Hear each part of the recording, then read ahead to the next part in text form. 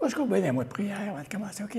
Père éternel, on se coupe devant toi, implorant ta direction, ta grâce, ton esprit de nous accompagner au travers de ce message ce matin.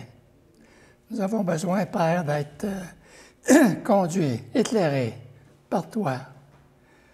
Dans le nom précieux de Jésus que je te prie. Amen. Amen. Alors, nous,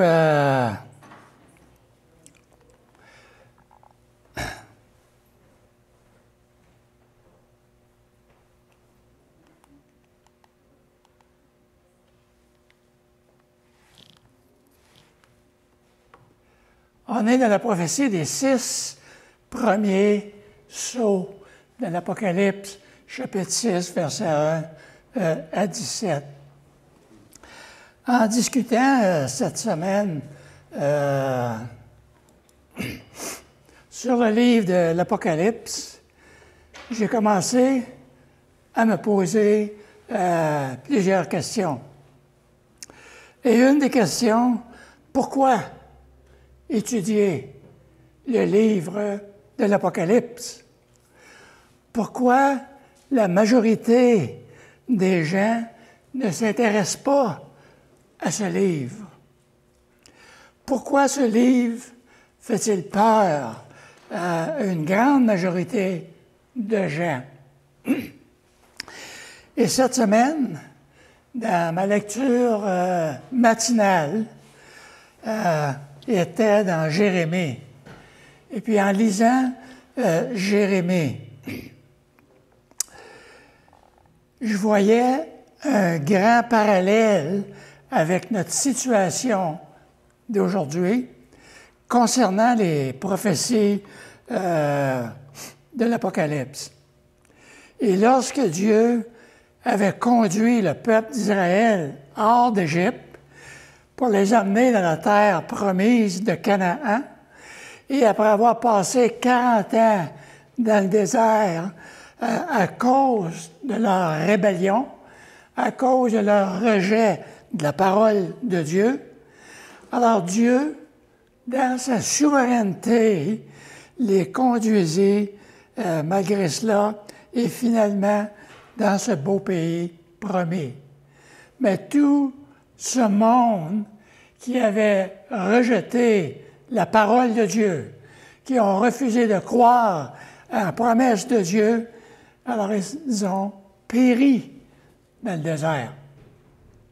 Ils n'ont pas pu profiter des grandes et merveilleuses bénédictions que Dieu avait pour eux. Et une fois qu'ils sont entrés dans ce pays, Dieu leur donne un sérieux avertissement. Et voici l'avertissement que Dieu leur donne, et c'est dans Josué. Et comme, après qu'ils sont entrés dans ce pays-là, ça fait quelques années qu'ils sont là maintenant, il parle à cette génération qui était entrée dans la terre promise.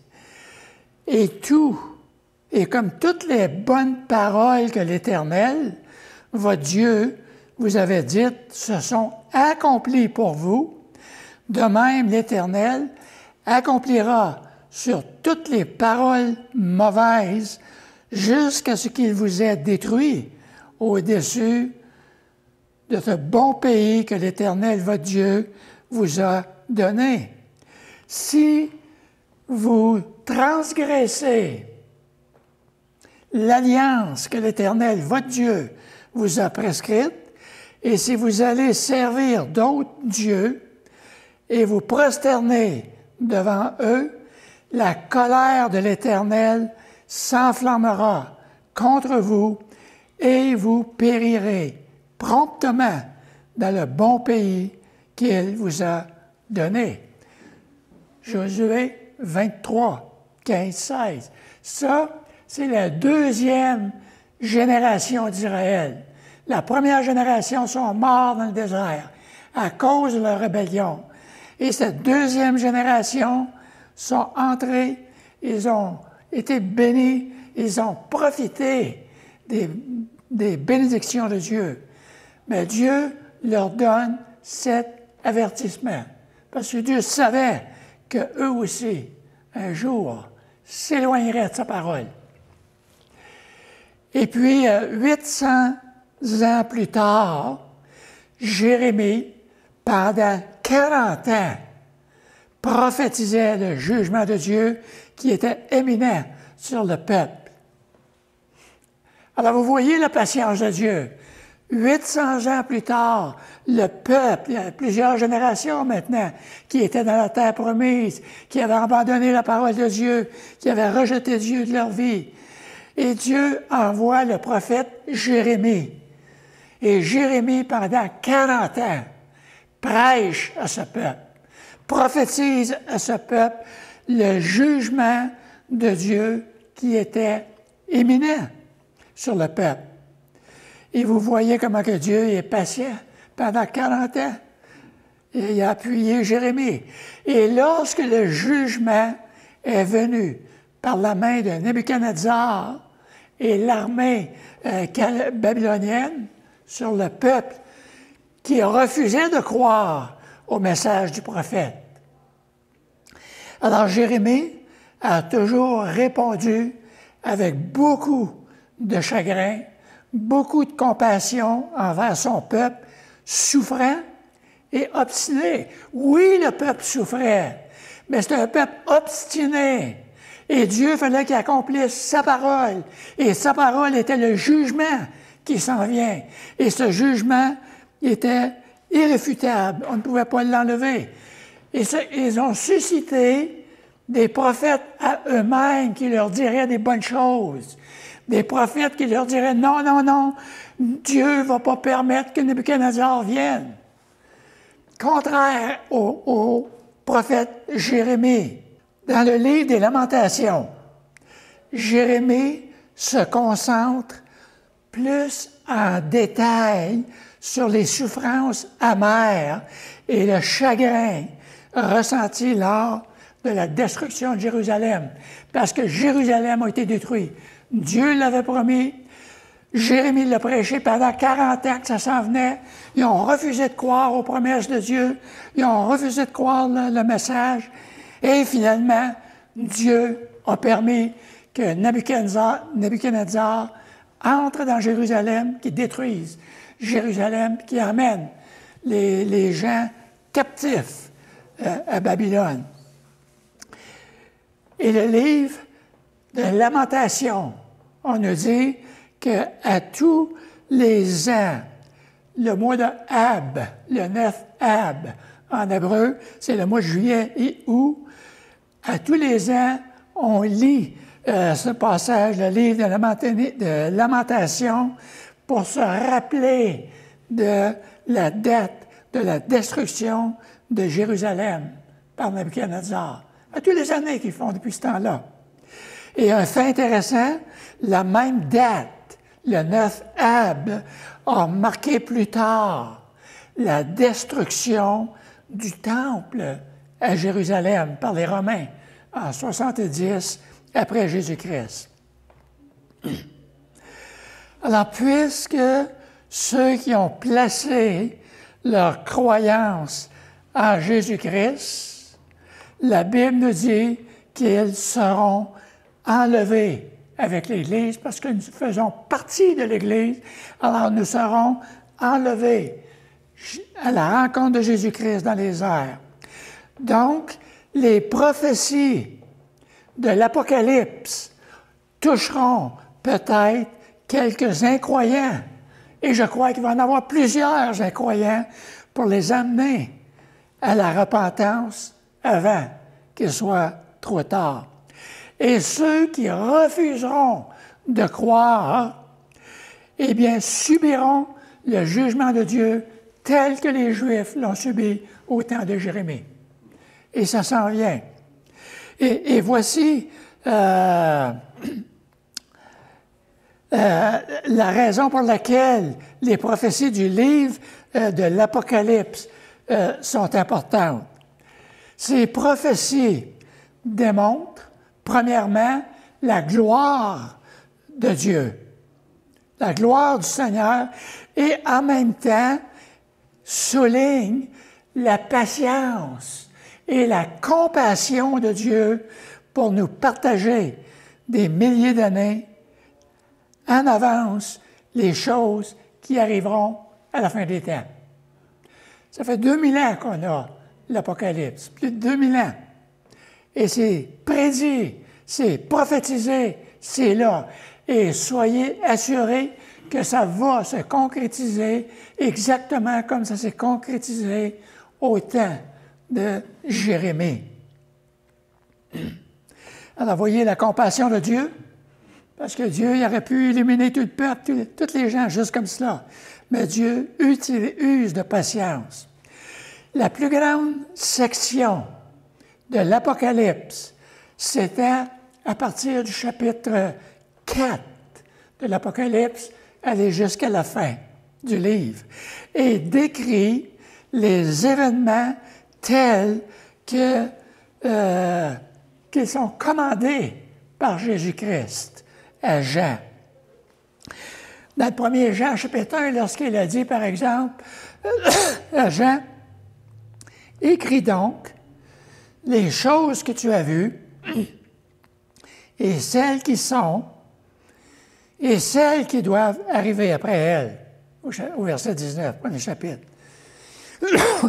Le chapitre 5 se concentre sur un livre où les rouleaux, parce que c'était des rouleaux qu'il y avait à ce temps-là, contenaient le jugement de Dieu sur le péché, et personne dans le ciel ni sur la terre ne put l'ouvrir. Seul Jésus est digne de l'ouvrir. Et quand Jésus a pris le rouleau du livre, il a reçu les louanges de toutes les créations du ciel et de la terre. Maintenant, au chapitre 6, notre attention se concentre sur les événements qui se produisent lorsque Jésus ouvre les 6 des 7 sceaux, un à la fois. Et ce processus se poursuivra jusqu'au chapitre 8, l'ouverture des 7 sceaux. Et j'aimerais souligner, juste avant d'explorer ces quelques versets d'avertissement, il y a une chose très importante concernant notre relation avec Dieu avant que ce jugement arrive. La Bible nous enseigne que le salaire du péché, c'est la mort spirituelle. Ça veut dire que c'est notre relation avec Dieu qui n'est pas en ordre. On est séparé de Dieu. Et la seule façon pour l'homme d'être sauvé, eh bien, 2 choses. Soit de vivre une vie parfaite, sans péché, ou bien d'accepter l'offre du salut de Dieu pour le pardon par Jésus-Christ. Il n'y a pas d'autre option. Le premier point, c'est un X qui est dessus. Il est impossible pour l'homme pécheur de vivre une vie parfaite et sans péché.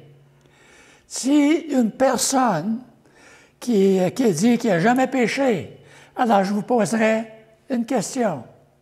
Est-ce que vous avez déjà fait une crise à vos parents, à votre mère, à votre père, à quelqu'un d'autre? Si oui, c'est un péché. Vous avez déjà brisé cette relation avec Dieu. Et si vous avez déjà pris des choses qui ne vous appartiennent pas, peu importe l'âge, c'est un péché. Et la Bible nous dit que tous ont péché. Il n'y en a pas un seul qui n'a pas péché. On est tous pécheurs. Donc, on ne peut pas avoir une vie parfaite. La seule option est d'être déclaré juste par Dieu et d'obtenir le salut par la grâce, par le moyen de la foi en Jésus. Il n'y en a pas d'autre. Et obtenir le salut en Jésus-Christ, ça veut dire que je me reconnais tel que je suis. Je me reconnais pécheur. Si je refuse de me croire, de me voir comme pécheur, je ne peux pas avoir de salut. Parce qu'il n'y a pas de salut pour ceux qui ne se voient pas pécheurs. Lorsqu'on se voit pécheur, on se voit séparé de Dieu, et c'est là qu'on se tourne vers Dieu, qu'on accepte Christ, qu'on dit « Seigneur, viens, fais ta demeure en moi ». C'est le seul moyen du salut. D'ailleurs, la Bible nous dit qu'il n'y a aucun qui soit bon, il n'y en a aucun qui vit une vie parfaite et sans péché, car tous ont péché, tous sont privés de la gloire de Dieu. D'être privé de la gloire de Dieu, ça veut dire qu'on est séparé de Dieu. Aucune relation avec Dieu.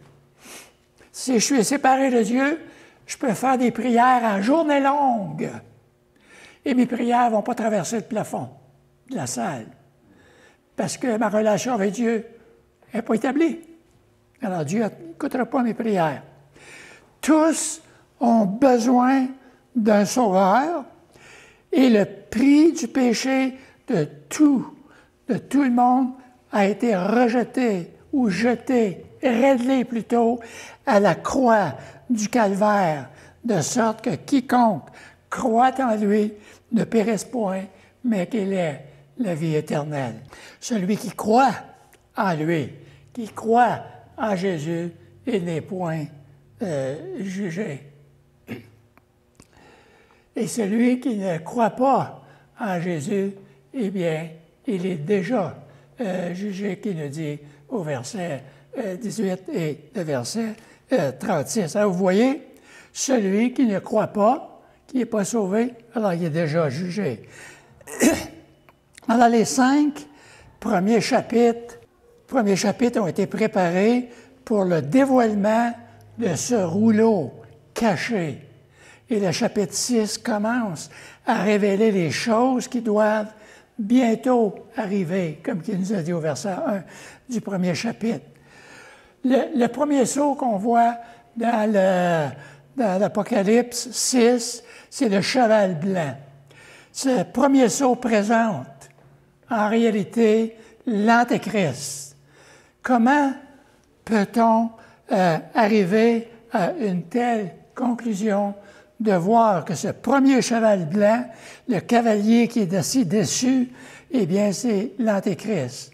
La parole de Dieu nous donne plusieurs détails au verset 2. Et je regardais, et voici parut un cheval blanc, et celui qui le montait avait un arc. Une couronne lui fut donnée, et il partit en vainqueur pour vaincre. Alors, l'Antéchrist viendra sous prétexte d'apporter la paix au monde. Et c'est comme ça qu'on va aller, qui va aller rallier tout le monde ensemble, toutes les nations ensemble, parce qu'il va venir avec ce prétexte d'amener vraiment la paix. Alors, le cavalier que Jean voit sur un cheval blanc est un séducteur satanique qui donne l'apparence d'être un homme de paix, alors qu'en réalité, il est l'homme prophétisé de l'anarchie que Paul décrit, par exemple, comme étant le fils de perdition qui trompera et tuera une multitude d'hommes. Alors, ce cavalier sur ce cheval blanc avait une arc. Il y avait, mais aucune flèche de mentionner. Alors, ce qui signifie qu'il y a une certaine autorité et c'est une conquête sans effusion de sang jusqu'à ce point-ci. Et une couronne lui fut donnée. Alors, son pouvoir est de partir en vainqueur et pour vaincre, tel qu'il nous le donne ici. Alors, cette figure de vainqueur est le plus souvent associée à l'Antéchrist, que nous voyons au chapitre 13, par exemple, de l'Apocalypse, qu'on va voir dans quelques semaines. C'est un chef politique qui s'opposera radicalement à Dieu pendant la tribulation. Le chaos qui s'ensuit après ce cavalier signifie que ce n'est pas Jésus sur ce cheval blanc, loin de là. Jésus reviendra séparément beaucoup plus tard, à la fin des temps, à l'Apocalypse 19, 20, établissant son royaume. Par exemple, Jésus viendra monter sur un cheval blanc. Il n'est pas là, ou non? Non. En tout cas, il n'est pas à l'écran pour quelques raisons. Mais dans l'Apocalypse 19, verset 11, nous dit « Puis je vis le ciel ouvert, et voici parut un cheval blanc, et celui qui le montait, il l'identifie ici, s'appelle Fidèle, véritable, et juge, et combat avec justice. » Le cheval blanc de l'Apocalypse 19 représente la justice. Il est monté par Jésus glorifié. Il est vêtu d'un vêtement qu'il nous dit dans ce passage-là, trempé dans le sang, qui est son propre sang versé pour nos péchés. Et son nom nous dit, dans le même chapitre, il est la parole de Dieu, qui est précisément ce que l'apôtre Jean appelle Jésus dans Jean 1 et verset 1. Alors le cavalier, au verset 2 du chapitre 6, a un rôle différent dans ces événements prophétisés. En recevant cette couronne, cela nous indique que l'Antéchrist exercera une grande autorité. Et nous pouvons comparer ceci avec les prophéties de Daniel. Il prononcera des paroles, ça c'est l'Antéchrist, des paroles contre le Très-Haut.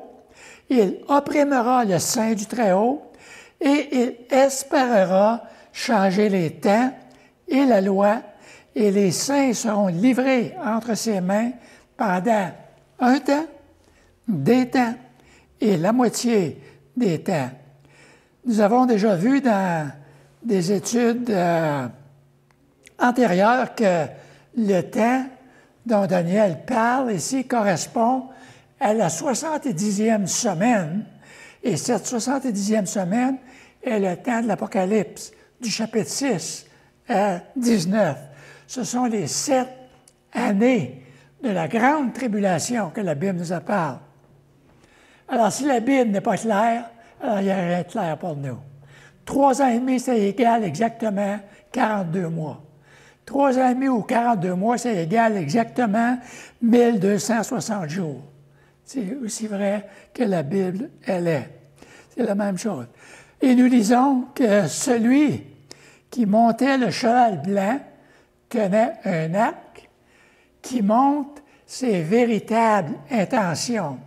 Il avance comme un vainqueur déterminé à vaincre. Et ça, c'est l'Antéchrist.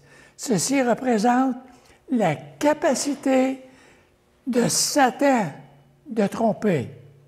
L'une des principales tactiques de Satan est d'égarer les gens en apparaissant comme un ange de lumière qui représente la vérité. Et c'est ce que nous lisons lorsqu'on lit dans Corinthiens, par exemple, l'apôtre Paul qui dit « Ces hommes-là, en parlant des faux apôtres, des ouvriers trompeurs, déguisés en apôtres de Christ. » Et cela n'est pas étonnant, puisque Satan lui-même se déguise en ange de lumière. Satan est le père du mensonge, que la Bible nous dit, et Jésus-Christ lui-même qui nous dit dans Jean. À la fin des temps, Dieu lui permettra de fouler aux pieds la ville sainte pendant 42 mois, selon l'Apocalypse qu'on a lu tantôt, 11.2. Exactement comme Dieu avait permis au roi Nabuchodonosor de prendre Jérusalem. Alors, l'Antéchrist essaiera de tromper toute l'humanité en lui faisant croire qu'il est leur sauveur. Le but de Satan à la fin des temps sera d'éliminer tous les chrétiens, car il y aura des milliers qui se convertiront au cours de la grande tribulation. Donc, Satan exigera de se faire adorer et obéir par l'humanité. Et c'est exactement ce que nous lisons dans Thessaloniciens, qu'il va exiger que les gens l'adorent, qui adorent ce personnage, l'Antéchrist.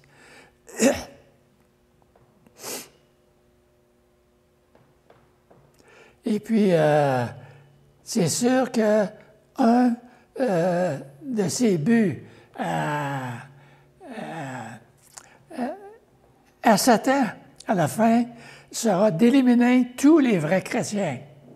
Parce que dans la grande tribulation, l'Église ne sera plus là. L'Église va être enlevée vers Jésus-Christ, mais durant la grande tribulation, il y a des personnes qui vont venir au Seigneur. Et Daniel va nous en parler la semaine prochaine, parce que c'est là qu'on va voir une multitude qui va se convertir au Seigneur, qui va avoir 144 000 Juifs qui vont être des évangélistes pour Jésus-Christ. Une grande multitude va se convertir, mais ces gens vont être sous l'autorité de l'Antéchrist. Il y en a plusieurs qui vont être mis à mort à ce moment-là à cause de leur salut.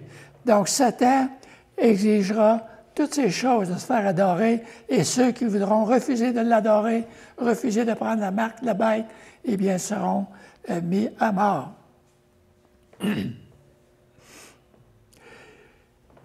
Et le verset 4 de l'Apocalypse 6 explique la signification de la couleur blanche de ce cheval blanc qui représente la paix.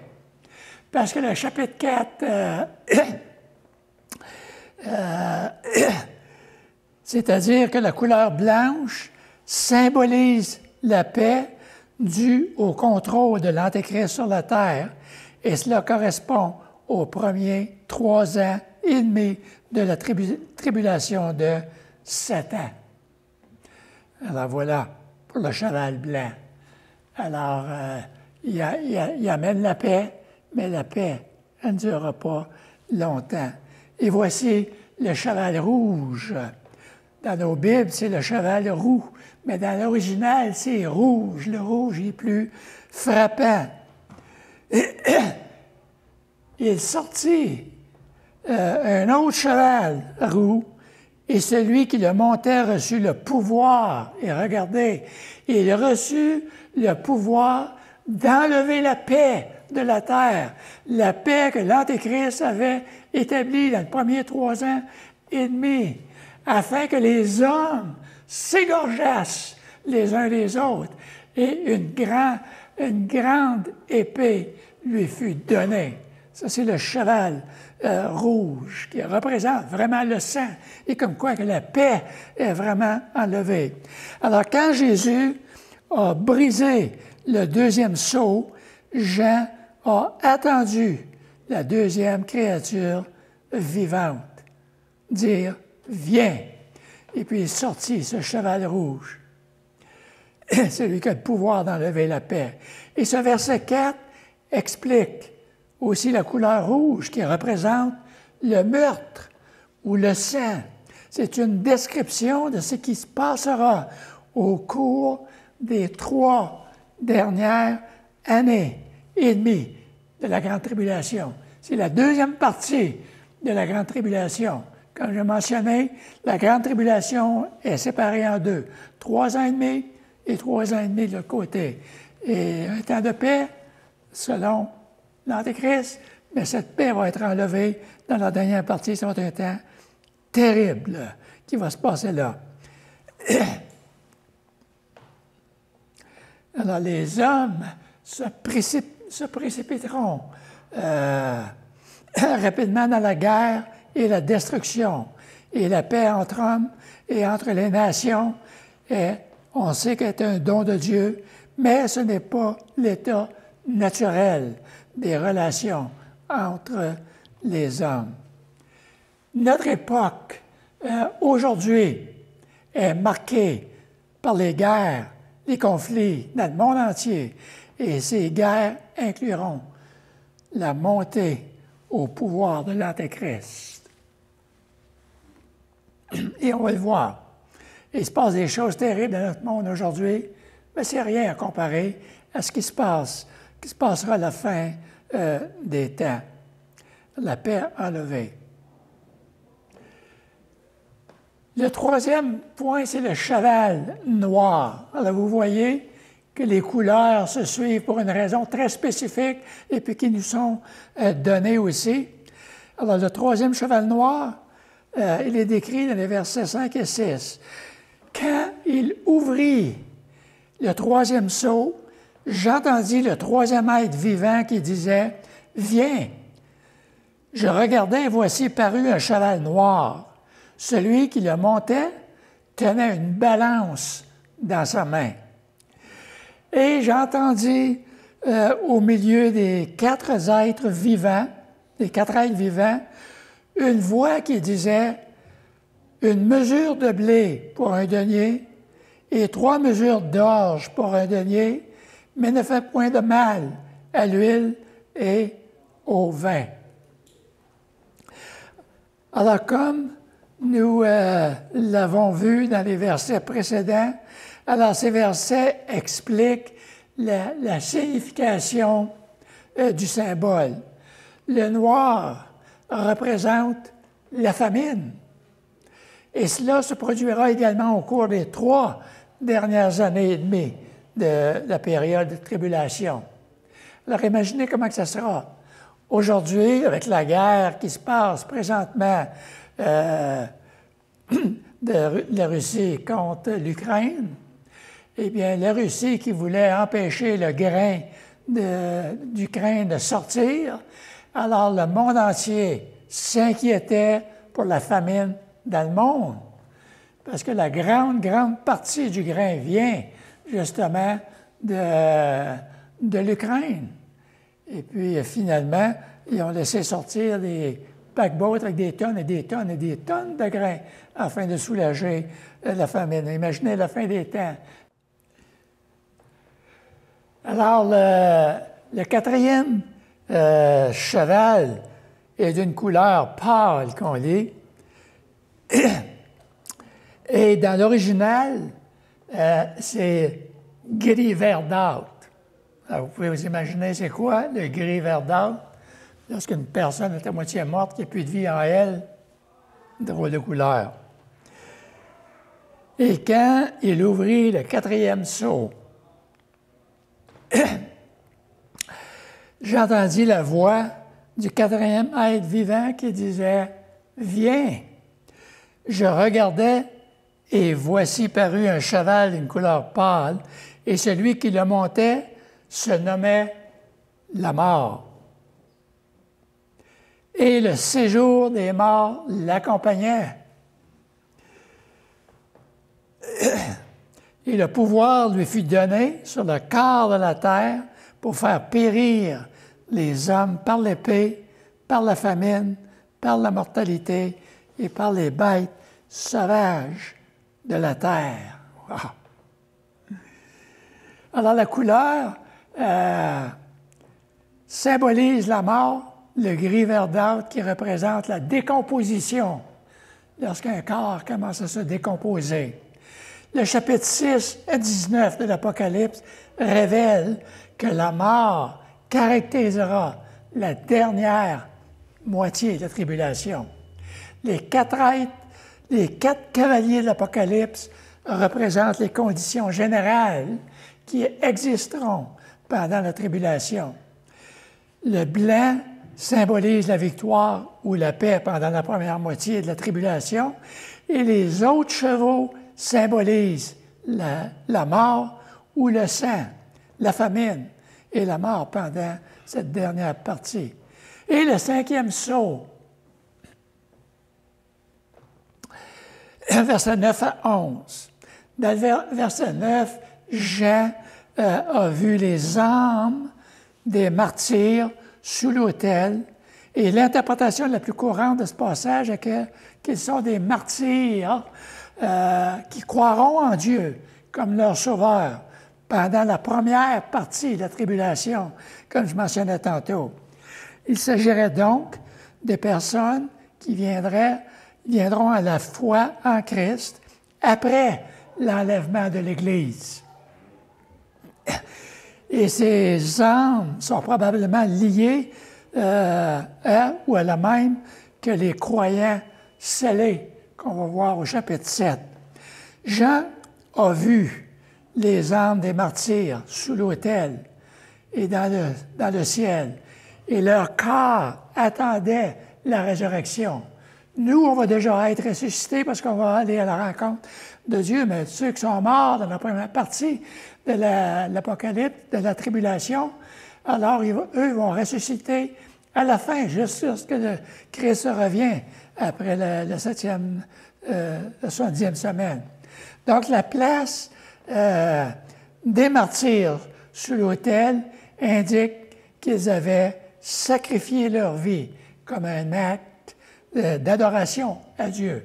Ils ont refusé d'adorer l'Antéchrist, versets 12 à 17, que nous dit le 6e sceau. Je regardais, et quand il ouvrit le 6e sceau, il y eut un grand tremblement de terre. Le soleil devient noir comme un sac de crin, la lune devint comme du sang, et les étoiles du ciel tombèrent sur la terre comme lorsque un figuier, secoué par un vent, violent, jette ses figues vertes. Le ciel se retira comme un livre qu'on roule, et toutes les montagnes et les îles furent remuées de leur place. Les rois de la terre, les grands, les chefs militaires, les riches, les puissants, tous les esclaves et les hommes libres se cachèrent dans les cavernes et dans les rochers des montagnes. Et ils disaient aux montagnes et aux rochers, « Tombez sur nous, cachez-nous devant la face de celui qui est assis sur le trône et devant la colère de l'agneau, car le grand jour de la colère est venu. Et qui peut subsister? » En versets 12 à 17. Alors, lorsque l'agneau de Dieu ouvre le 6e sceau, un tremblement de terre dévastateur se produit, provoquant un bouleversement massif et puis une terrible dévastation, ainsi que des phénomènes astronomiques inhabituels. Alors, le soleil est devenu noir comme un vêtement funéraire, et la lune entière est devenue rouge comme le sang, et le ciel se retira comme un livre qu'on roule, et chaque montagne et île furent remuées à sa place. Alors les survivants du 6e sceau, quelle que soit leur position sociale, se réfugient dans des grottes et crient aux montagnes et aux rochers, « Tombez sur nous et cachez-nous devant la face de celui qui est assis sur le trône et de la colère de l'agneau, car le grand jour de leur colère est venu, et qui peut résister? » Alors imaginez tout le monde qui va être là, qui ont rejeté Dieu. Ils vont vouloir demander aux montagnes de tomber sur eux, et ça ne fonctionnera pas. Après l'ouverture du 6e sceau, des 7 sceaux, eh bien, se trouve un intermède là, dans le livre de l'Apocalypse. On vient de voir les 6 sceaux dans le chapitre 6, et le 7e sceau, c'est dans le chapitre 8. Et puis, il y a un intermède entre les deux. Jean décrit les 144 000 Juifs qui seront protégés pendant la tribulation. Puis, au ciel, il voit une grande multitude que personne ne pouvait compter, debout devant le trône et devant l'agneau, et qui écrit le salut appartient à notre Dieu qui est assis sur le trône et à l'agneau. Et Daniel nous partagera ce chapitre par la grâce de Dieu la semaine prochaine. Alors, on ne donne pas tous les petits détails comme qu'on a mentionné dans l'Apocalypse, mais mercredi soir, on va en regarder le chapitre 6, un petit peu plus, peut-être un petit peu plus détaillé. Mais ce qu'on voulait établir ce matin, c'était vraiment les choses qui s'en viennent et la signification de ces cavaliers qu'elle nous présente ici. Et c'est ça qui est le restant de l'Apocalypse. On va se courber dans notre prière. Père éternel, on veut te remercier pour ta parole que tu nous as donnée. Merci pour ce livre de prophétie qui est tellement important pour nous et comment nous avons besoin de nous préparer, de savoir comme enfants de Dieu que oui, le jour du jugement s'en vient et que bientôt tu vas nous prendre pour être avec toi. Accompagne-nous maintenant, Seigneur, afin qu'on puisse prendre ce temps de partager à nos contacts, à nos amis, à nos familles qui ne te connaissent pas comme sauveur personnel, l'importance de venir à toi maintenant. Oui, Père, merci dans le nom précieux de Jésus-Christ. Amen. Amen. Amen.